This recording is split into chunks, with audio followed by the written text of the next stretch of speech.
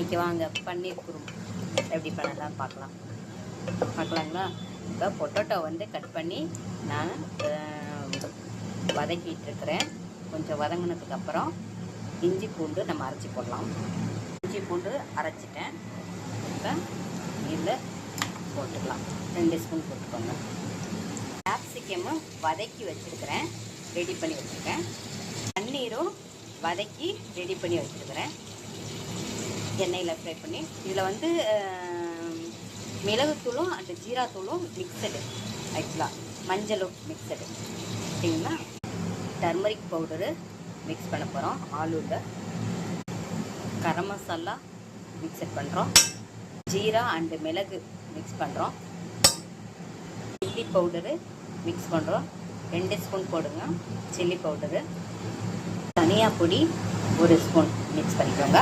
1 spoon வந்து salt mix பண்ணிக்கோங்க. எல்லாம் மிக்ஸ் பண்ணி விடுங்க, ஓகேங்களா.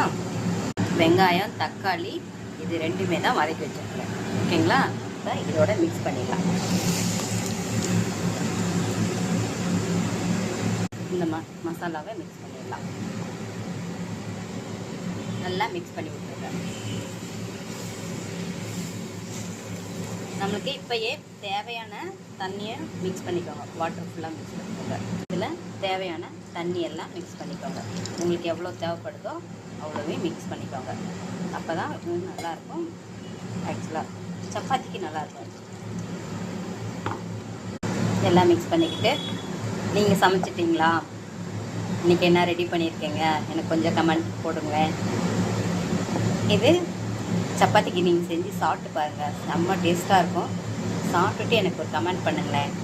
கேப்சிகம்மை போட்டுக்கோங்க. நல்லா கொதி வந்துடுச்சு. கேப்சிகம் போட்டுக்கோங்க. ஏன் கேப்சிகம் அதிகமாக சேர்க்கணும்னா இதில் வந்து நார் சத்து அதிகமாக இருக்குதுன்னு சொன்னாங்க, படித்தேன், அதனால் உங்களுக்கு சொல்கிறேன், ஓகேங்களா. பன்னீர் வந்து ஹெவியாக இருக்கும் ஆக்சுவலாக சாப்பிட்டோம்னா, அதனால் கொஞ்சம் கேப்சிகம் போட்டுக்கிட்டோம்னா 2 மேட்ச் ஆகிடும். இது நார் சத்து இருக்கிறதுனால இது கொஞ்சம் நல்லாயிருக்கும், ஹெவியாக இருக்கும். கேப்சிகமும் ஏற்கனவே பன்னீரில் வறுத்துட்டோம், எண்ணெயில் வறுத்துட்டதுனால பன்னீரும் கேப்சிகமும் ரொம்ப வயது பண்ண கொதிக்க வைக்க தேவையில்லை. லைட்டாக கொதிச்சா போதும்.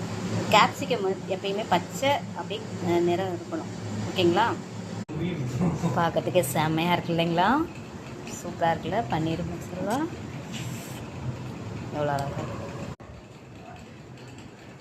சப்பாத்தியோட செஞ்சு சாப்பிட்டு பாருங்கள், செம்ம டேஸ்ட்டாக இருக்கும். கொஞ்சோண்டு ஊறுகாய்